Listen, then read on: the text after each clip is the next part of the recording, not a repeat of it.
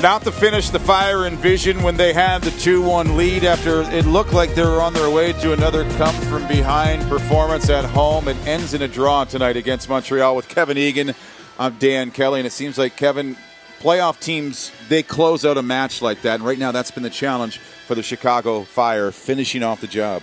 So many opportunities, and that really, really hurts. When you look at the overall picture of the game, Montreal far superior in the first half. Chicago Fire didn't show up. And that you look at that and you say it's similar to the way the season has panned out. The second half of the Chicago Fire a lot better. All of a sudden 2-1 up, and then just that last goal from Montreal, really a crushing blow to the Chicago Fire's playoff hopes. Well, Marco DeVio and Mike McGee both in pursuit of the Golden Boot, and the Superstars tonight lived up to their billing. Yeah, Jeff Laurentowicz steps out, leaves the space for Marco DeVio, and the Predator finds his space. Look at the body positioning of DeVio. One touch with the right, finishes on the left. A classy finish from MLS top marksman.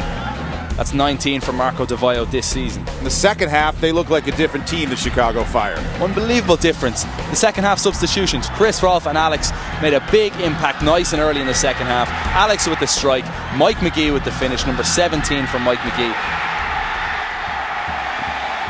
And he wanted to give the message to his team, keep going, and Mike McGee did. What on earth was Troy Perkins doing? No one will ever know, only Troy Perkins. Anyway, Mike McGee hounds him down and finds a way to put the Chicago Fire 2-1 to the good. And then this opportunity. Glorious chance for a 2-goal gap in the game.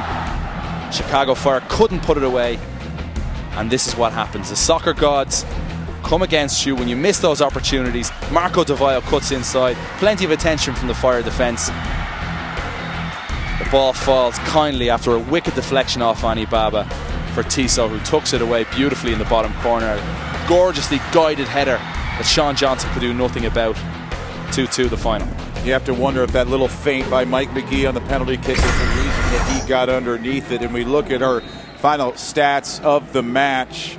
Tons of shots, 17-4 in favor of the Fire. Yeah, and Chicago Fire uncharacteristically leading in the possession stakes, but 17 shots to 4, was a fair reflection on how the game panned out. I certainly think that Frank Lopez, the Chicago Fire coaching staff, and the players will be very pleased with the second half performance as a whole, but overall just absolutely gutted that the 3 points didn't go in the team's favour tonight.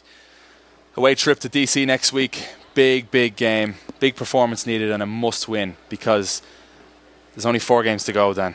Yeah, you have to forget about it and learn from it, but Kevin, that's been the issue this year, is they've got to find points on the road now. Yeah, it's getting late at this point. 4 games to go. You look at it and have to say 4 must wins.